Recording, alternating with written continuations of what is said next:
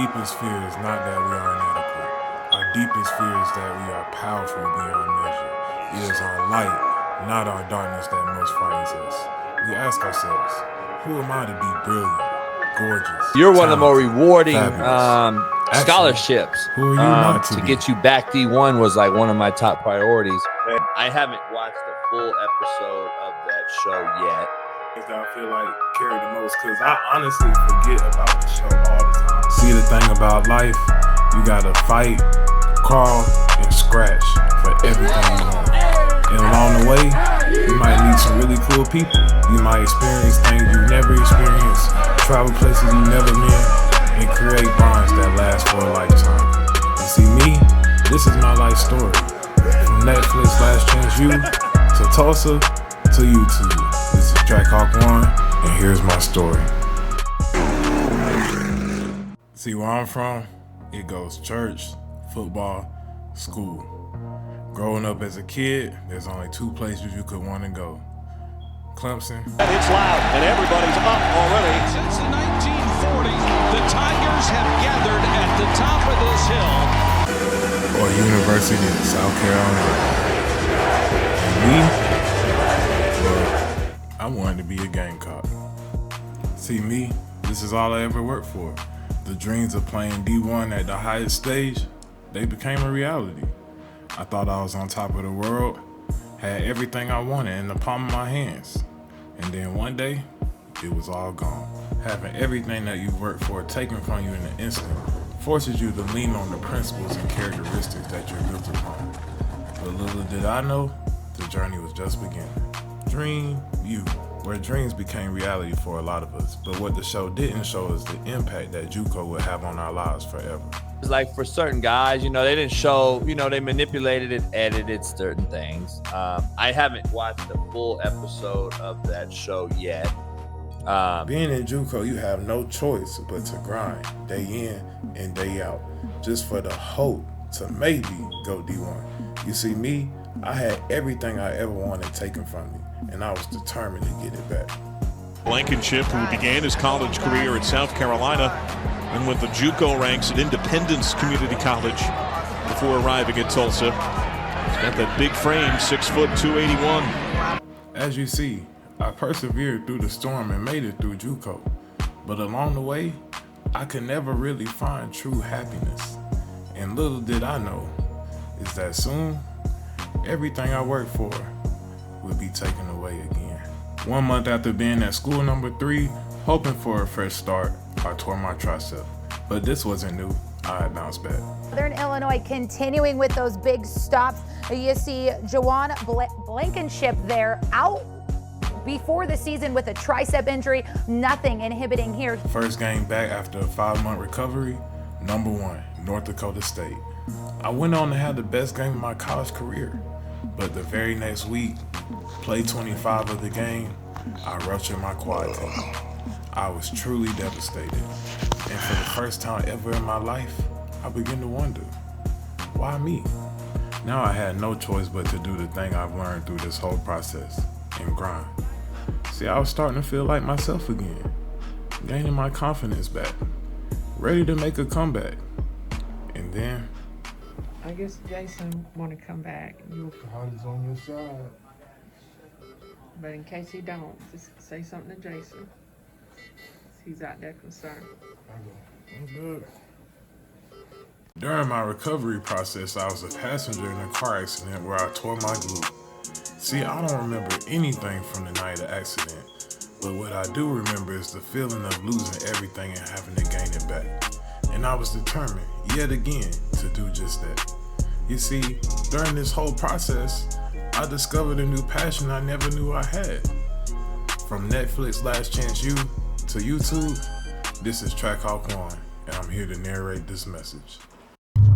Alright, YouTube, we back once again, late night. Right now, this is part 1. Like I've been saying, this is a 2-part docuseries. This is part 1. Part 2, I'm gonna drop the full interview because this journey has been crazy. If you want to say boom, so okay, we go back to high school. One thing I learned about life, you can spend hours and hours and hours trying to perfect your craft, trying to do everything you possibly can to put yourself in the best possible position to succeed.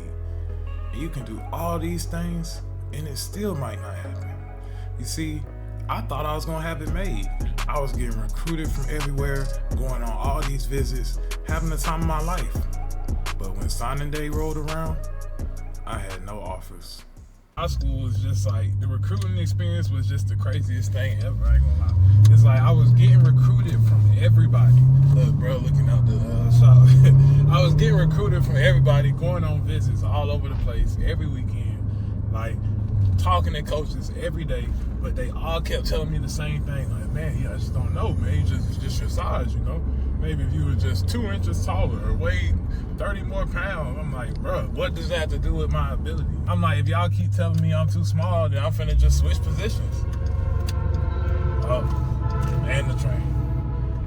Basically, I got to like 240 and moved to linebacker. My first time ever playing linebacker, I went to camp MVP, VTO Elite Showcase. So I had to go to one camp and get invited to that one. I got invited to that one and won linebacker MVP. And a lot of schools, they messing with it. They're like, okay, we'll just look at you at outside linebacker. So I had a whole summer of camp visits set up because they were like, we'll offer you. We just want to see you in person at camp. If you come do good, we'll offer you. UNC Charlotte, like Florida State, all these different schools. I had visits and camps and all that lined up. One day at workouts, pulled my hamstring. And it took me like a whole month to come back. So by the time I came back from my hamstring injury, because it was kind of a bad one, all the camps was over.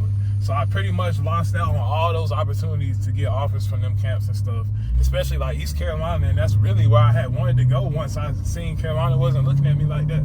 I wanted to go to East Carolina. And they recruited me heavy. But they said I had to come to the camp. And I couldn't go to the camp because my hamstring was hurt. So it's always been a lot, man. But it's like, that's what just makes me me. By the time it was all said and done, after I switched positions, tried to lose weight, gain weight, do all this to just try to get some offers, all I had was Gardner Webb. So I'm like, okay, man, I'm trying to go bigger than this.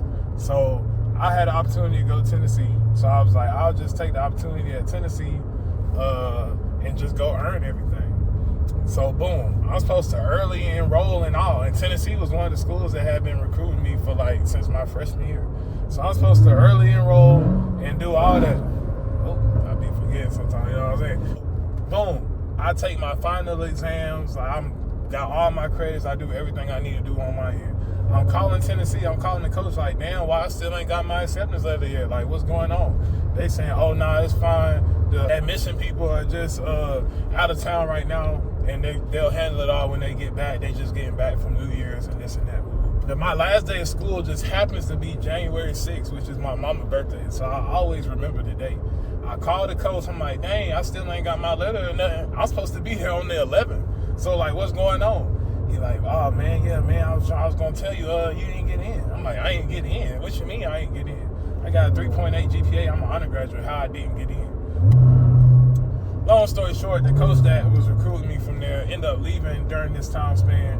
They didn't have no interest in me, I guess, no more. And after that, I basically just stopped hearing from them. I had to keep calling the coach to try to figure out what was going on. Then they finally told me, so I had to relay that information to my mom on her birthday. That just kind of killed the vibe. Everybody think I'm going to Tennessee. The whole town, the whole city, my whole school, everybody think I'm going to Tennessee.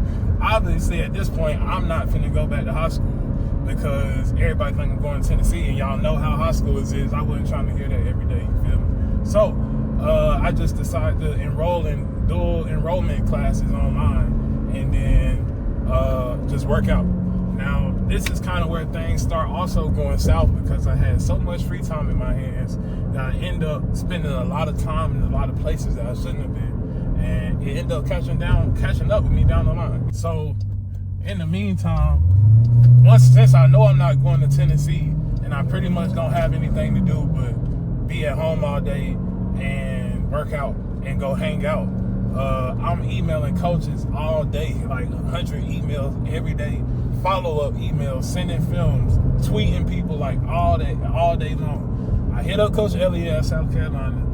He got back to me because I was on their radar a little bit, and then he was like, well, we don't have any scholarships or anything, but because for your cycle, but you can come walk on and then earn a scholarship. I'm like, man, at this point, I'll take it. It's like, I know I can play at that level, so I'm finna just go do that. USC was a crazy place. Like, it was crazy. It was wild as an athlete. Like, it was just crazy. I remember we would just be talking, like kicking that parlay and whatever. And then somebody may be like, yeah, damn, bro, you know, when we get paid, like when we get our next check. I'm like, shoot, I don't know. I don't get no check. Now, I remember all the time people like, huh? Like, what? Like, nobody knew that I had walked on at all. Like, from day one, that's where I belong. Because I made sure I belonged by the work I put in. Like, nobody knew I was a walk-on. I'm talking about since the first day of workouts, front of the line, front of the group, like at practice, whooping the starters, like every day. That was also my second form of disappointment. So at this point, I'm just like, man, first I lose the opportunity I have for no reason at all. Then I get kicked off the team. Then I got to walk on. Then I get kicked off the team. Now I don't know where I'm finna go.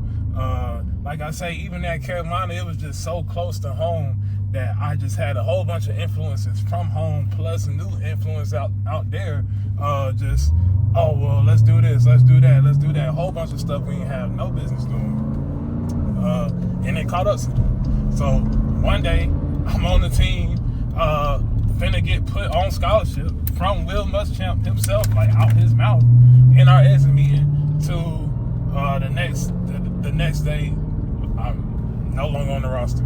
It's crazy, like my dreams and goals was right this close. And I had to live and deal with that every day for years. And it just caused so much, on top of all the other stuff, just mental like pain, and just, I felt every emotion.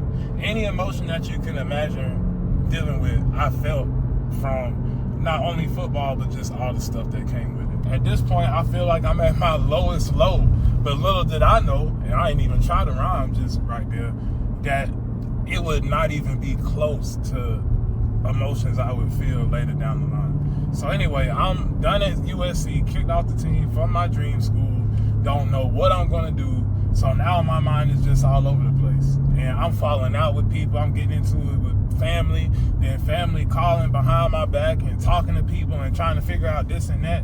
And it was just crazy. Like, it just really started to really change my mental. But now I see that all of that was for a reason. So I'm trying to figure out where I want to go, and I'm getting like people treating me all kind of crazy ways. Coaches from JUCOs telling me to walk on. A lot of coaches are selfish, man. They treat kids as a piece of meat in the meat market, and unfortunately, that's what happens at the D1 level too. I'm like, what? Walk on at a JUCO? I'm like, oh man, you know what I'm saying? Y'all got me messed up. Then next thing you know, Coach Brown called me. He was like, man, you know what? Well, I'll tell you what he said. So hold on, tune into this clip on the interview, and this is what he said. Coach said he got me back to D1, got me to Tulsa, and when he recruited me, that's what he told me he was going to do. He said, I'll get you back D1 on full scholarship. I'm like, okay, that's all I need to hear. So, and I remember the call like it was yesterday. So I was at home. I'm trying to figure out where I'm about to go, leaving USC. You called me. He was like, yeah, man, you know, I really can't even recruit you like I want to. I'm gonna just be honest with you. He was like, you know, it's July, we're about to start camp, so I'm just giving it to you like it is. He was like, I need an athletic D tackle. We got a lot of big guys. We need somebody who can move. I remember the conversation like it was yesterday. And then you were like, shoot, we got Netflix coming. You can come be a part of that. And then I can get you back D1. He was like, I can't really come visit and send you out here and do all that, but I'll get you here. I'll take care of you, and I'll get you where you want to be. And here we are today. I'm like, okay, shoot, you giving me a full scholarship. You not talking crazy like all these other guys was. And you giving me full scholarship to a JUCO, which at the time wasn't really a thing in JUCO anyway. So I'm like, okay, bet. So I end up going to JUCO. I go to Indy. Time of my life, man. I'm talking about I can't even tell y'all on here YouTube. Like, that was just a time of our life. Like, Dream U, Gas Up, like all that. Like, we had a good time, man. We really lived life in the middle of nowhere, Independence, Kansas, man. So y'all just check out these clips and I'm gonna just show y'all a little bit about what I mean.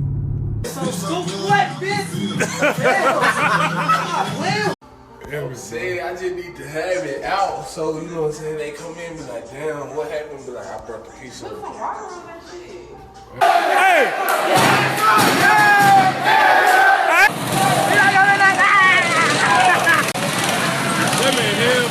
That is just a me. Dang, I'm finna run the light, not paying no attention, talking.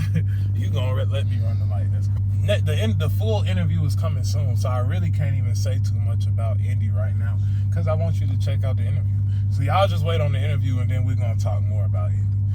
Boom. Now this is where it gets even more crazy. So I'm still already mentally messed up from my departure from my dream school. Now I'm in the middle of nowhere, Independence, Kansas, no car, no like nothing, like in the middle of nothing. So the biggest thing there is Walmart. I'm coming from a D1, and I already know that I've already seen with my own eyes that I belong at the SEC level. So I'm not settling for nothing less than FBS. So I'm getting offers from Southern Illinois, where I end up going. They was looking at me like a bunch of D2s, a lot of FCS schools, North Alabama. They were telling me like, yeah, we'll offer you, but you gotta commit right now. I'm like, huh? And then I go on a visit to Tennessee Martin, my only official visit in JUCO, where I knew I wasn't going anyway. And they talking about, so I get to the end of my visit, I meet with the coach, I'm like, okay, so I'm guessing they finna offer me. They talking about I can come walk on at Tennessee Martin. I'm like, oh man, y'all got me all messed up. Because Rivals and all these other sources had guys ranked ahead of me literally just because they were bigger than me. My backup was ranked like number 11 DT. I was ranked number 39. But my backup was ranked 11. Please tell me how that makes sense. But Coach Brown kept his word. So January has came now. Still don't know where I'm going. By this point, schools have already started back. Tulsa coach DMs me on Wednesday. He was like, yeah, what's your number? I start talking to him. Coach Brown texts me, he like, if Tulsa offers you, will you go? I'm like, hell yeah. They be playing on ESPN and all that. That's all I wanted to do. I'm like, yeah. So Tulsa ends up offering me on that Wednesday night. Then start making flight arrangements for Thursday. And then Friday by 12 p.m. I'm in Tulsa. Fresh off a flight. No visit, no nothing. All I did is talk to the coaches over the phone. They said they give me a full scholarship to come play there. I'm like, shoot, bet. It's okay. Rock on, dude. Look, hold on, get him, look.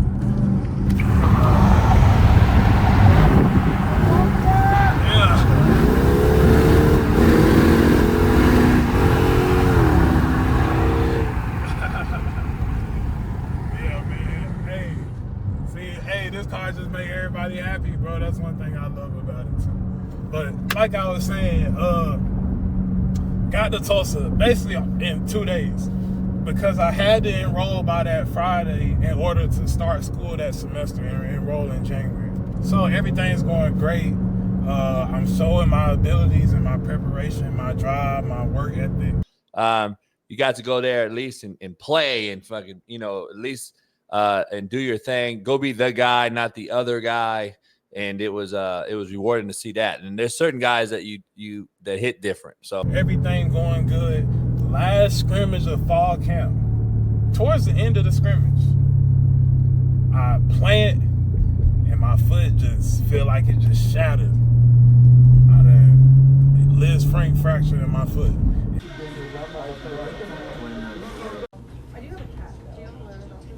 And that pretty much took away my whole season. Because none of the whole season I could get right. I couldn't get right, I guess you should say. Called me can't get right. Because literally, I'm talking about if I try to fire out my stance, I'm damn near falling over. Like that basically wiped away my whole first year at Tulsa. So now I felt like my whole second year I was playing catch up. During this time, my mind is just all over the place. I done did all this stuff to make it back D1. I get to D1, then I can't even play. And so, and then at the same time, like I tell you, I got family and friends and all these people doing all this talking and stuff behind my back. So my mind is just crazy. At this point, I'm going to counseling, like really depressed. I bought a dog, like all kind of stuff. And it's just like, I don't know. It just really just made me start looking at a lot of things differently and really seeing like people true colors. Cause when I was at USC, people was, oh, I'm finna pull up on you. Oh, but when I end up going to JUCO and all that, I ain't hear from nobody. You know what I'm saying? So by the time I got to Tulsa, I'm already like mad at the world just because of the circumstances, and I didn't know how to deal with it at the time. So pretty much my whole first year at Tulsa, I'm playing catch up. My second year, I'm still playing catch up, but the guy in front of me got hurt. So I ended up having to play a lot, and I got to play and rotate and do all that. And I just could never really be happy. I didn't get along with my coach, partially because of my attitude. And also, I was just, like I say, I wasn't ready to play for so long. By the time I was ready to play, it's like people had already passed me up because I was hurt. You can't make the club in the tub. So, I couldn't really enjoy my time at Tulsa like that. So I end up deciding to put my name in the transfer portal. So I actually tried to transfer from Tulsa twice before I did. The first time I let my head coach talk me out of it, and then the second time they said I had to wait until I graduate because I already used my one transfer. So I end up doing my 2 years in Tulsa. Then boom, I'm like, okay, I'm a grad transfer. But at this point, I was like, man, I just want to play and just have a clear peace of mind. So I got in contact with Coach Hill at SIU, and then next thing you know, I was here. Long story short, we were supposed to have practice, but we ended up having a voluntary workout. My D coordinator walk over there while we're doing the drill. I'm like, okay, let me show him all this work I've been putting in, this and that. Strike the pad too hard, tear my tricep. So I got here in July, August, I tear my tricep. So now I'm out 5 months. Missed the whole, so it's crazy because that's when COVID happened. So we ended up playing in the spring instead of the fall. But we had one game in the fall. I missed that. I missed the whole spring, all the practices leading up to the spring, I should say. Still started in the first game. I really like that YouTube, no rap cap. So anyway, still started in the first game. Didn't really play well because that was my first time playing football since I left Tulsa because I was hurt. So next game, North Dakota State, biggest game of the year, #1 team in the country, go off.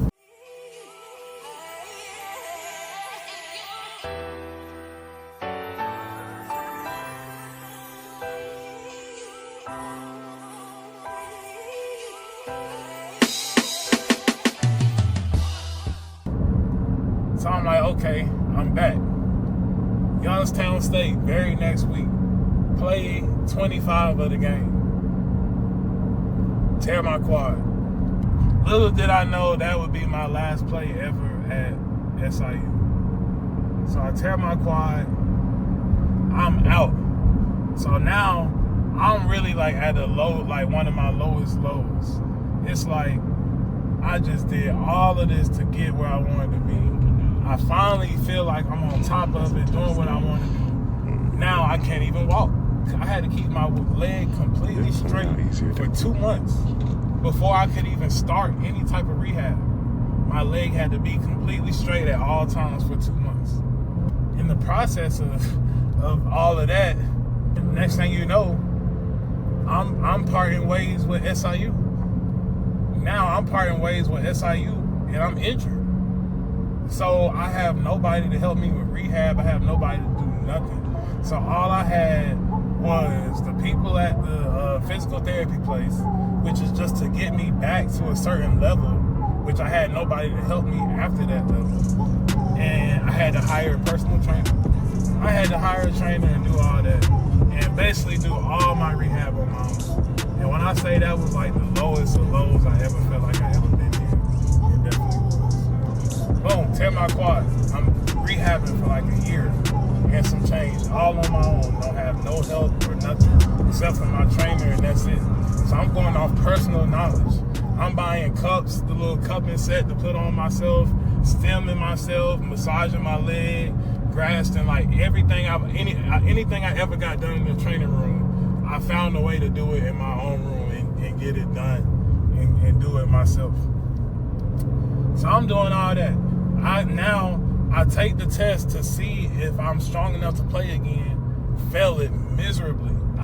I'm like, bro, ain't no way I've been doing all this work and I'm nowhere near getting clear. So I take time go by, I take the test again, like 2 months later, still fail it miserably. So I'm like, bro, am I ever gonna play again? I don't know what's going on. But the whole time I just kept grinding and grinding and grinding and praying and praying and praying. So now I feel like personally by this point, after I done failed the test twice, I'm still working out. I feel like I'm getting stronger. I feel like I'm back to at least 70%. I go home for Christmas break. Got in the car. Next thing you know, I woke up in the hospital. I guess Jason want to come back. Holly's on your side. But in case he don't, just say something to Jason. He's out there concerned. I'm good. So I had no clue to this day. All I know what happened is what was told to me. But we were in a car accident and I took the brunt force of the car that hit us in the car accident from where I was sitting. It was pretty, it wasn't really good. So now I'm like, man, I done tore my knee, I done tore my tricep, now I done tore my ass. I'm like, man, like what's going on? Like, so it's like all the strength I had gained, gone. I basically I couldn't even walk for like a week after the car wreck. I had to regain strength enough I had to regain enough strength to sit in the car to drive back to school. That's how weak my body was. I couldn't even go back to school for over a month after school started because I literally could not sit in the car that long. Like I literally went from recovering from the quad, getting back there. Now I'm back at square one again. No, I've already failed the test to get cleared by the doctor twice. So I'm like, man, what am I gonna do? I had a cousin that played at Saginaw. He was still playing there at the time. And he put in the word, and they like, yeah, we'll take him. We'll give him a chance for sure. So I came out. I went to Saginaw. The doctor at this point, he was like, well, we know you failed the test, but it's been so long that the incisions and all that he had to make, he felt like they were strong enough for me to be able to take contact and stuff like that. So nobody really knows if it's going to hold or not. But the doctor said he felt like it would, so he cleared me.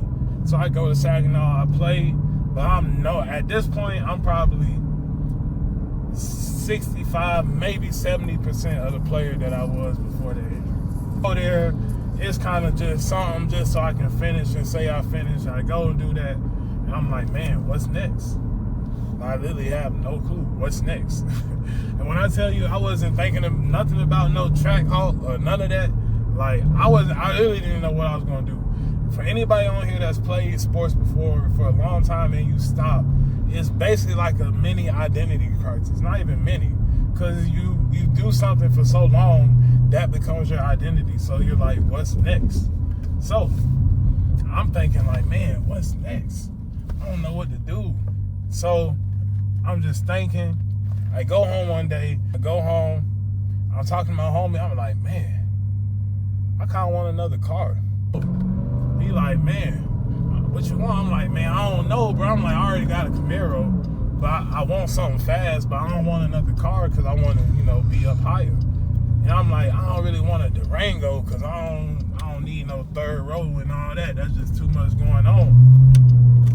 So, bro was like, shoot, you might as well get a track hog. I'm like, but I don't know nothing about tracks for real. I just know it got a Hellcat engine, but I don't know nothing about it. He's like, shoot, just get on YouTube, look at these people, woo, woo, woo, woo. So I get on YouTube, I'm watching Quan, and all them, mainly Quan at first. So I'm like, yeah, bro, I need something faster than the Camaro, it's just not cutting it for me. And he's like, yeah, bro, just look at the track. So I'm watching Quan and them, I'm watching Ra. I'm from South Carolina, so Atlanta right up the road. It's like every time I start watching the videos, I just start feeling like seeing myself, picturing myself in the car. like really feeling like it's already mine. Listening to the engine like I'm really driving it. Like, man, I can't wait to just see what that feels like.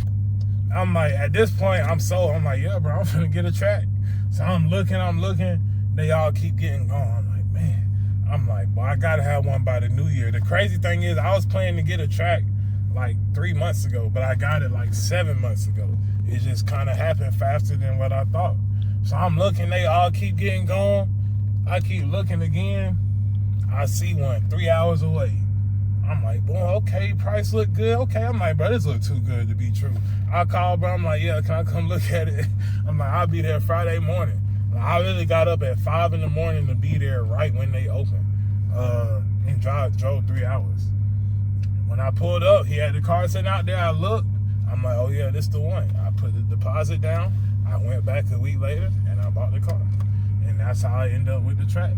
Now, that sounds like a smooth process, but it was far from that. In the process of looking, never go to McDonald's, Nissan, and whatever they are in Georgia. Them folk told me they needed to see a statement of my bank account with enough money to put a down payment before they even showed me pictures of anything of tracks that they could get because they didn't have none on the lot. I'm like, bro, y'all got me messed up. Didn't go with them. And it's like every dealership I went into, it's like they just think I want to just test drive an SRT. I'm like, no, I want to buy one for real. So either y'all gonna sell it to me or y'all gonna lose a customer. And it's like the racial discrimination and all that was definitely a big factor in getting this car. Didn't take no for an answer. I never have, I never will, and I wasn't finna start with the track. So anybody, especially any young black males that's looking to buy a car like this, just know that they not gonna take you serious. And the first dealership that do take you serious, that's where you need to go. Cause this was really a crazy process, I'm telling you. But like I said, ended up getting the track. Buddy got a nice commission off me getting the track. And then, you know what I'm saying? We got to do what we need to do, man. So, I say all that just to say, like, you never really know what's expected in life. I was never into YouTube or nothing. Like, till I was just looking like, man, like, what do I do now? What's next? Next thing you know, I'm on YouTube every day editing video and like all that every day in all my free time. That's all I do. But like I say, it's been a crazy journey. Like all the different memories from every school and everywhere I've been, it's just, I can't put it into words. Like me trying to make this video is still not even doing these places justice. But all y'all that watch my vlogs that you know want these nice things, just keep going. That's all I'm gonna say. Like, you gonna go through some things. If you just got a perfect life, that's really not good. Like, cause that means you're just complacent and content with where you at. If you're not going through nothing or haven't went through nothing, then you need to try to find something, set a goal to elevate and elevate. Like I say, merchandise is here too, by the way. Fight Trim Fitness. Y'all want something, go shop there. But yeah, man, never really let your circumstance define you. Like, I was supposed to be a statistic in 2017. When all that stuff started happening, getting into trouble and all that, I was supposed to be another statistic. And here I am, almost 3 degrees later, with a track out. You know what I'm saying? So, and a Camaro. You know what I'm saying? But if you would have asked a lot of my family members at the time, you have 3 degrees. You have an associate's. Okay, I got 3 degrees already. If you count the associates, then I have 3. If you don't count, so yeah, I got 3 because they count. So I got 3 levels of degrees right now. And I was supposed to be a statistic. I was supposed to be at the crib. I had family members calling other family members or other family friends behind my back, gossiping. Oh, what he do? Why he woo woo? Or woo woo woo? Oh, what he finna do now? Or woo? But nobody was calling me. Everybody was calling behind my back, gossiping, but nobody asking me like, damn, bro, you all right? Like, you need anything? You good? Like, how your mental? How's your mind? And it's like, that's what really turned me into a whole nother animal as far as mentally. People always have the most to say, but that's a good thing. If don't nobody got nothing to say, that means you don't got nothing going. So it's like when people say stuff now, it just go in one ear out the other. Oh, his parents probably bought him that. No. No. Oh, well, he just this or that, or oh, you know, he just come from a good home, but I still end up spending more money than I would have liked to spend because it was a lot of things that I didn't know that I could have took care of. So people gonna always assume, oh, well, you just this, or oh, he probably scammed. People was asking me, damn, bro, like when you start, like, what, bro? I don't scam. What? I ain't never scammed nothing in my life, and I'm not finna start now.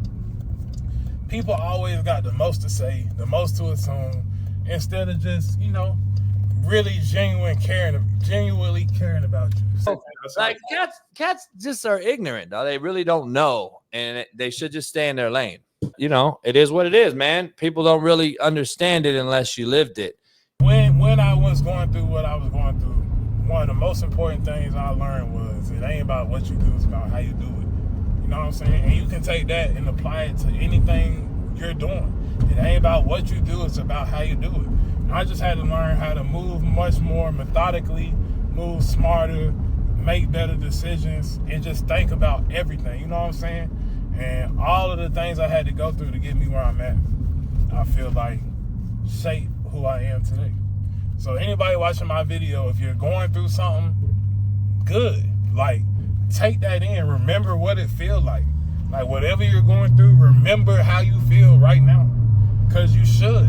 Because it's going to be a time where you get challenged and you can either revert back to just folding up and quitting, or you can remember how you feel now and remember what you did to get you through your situation.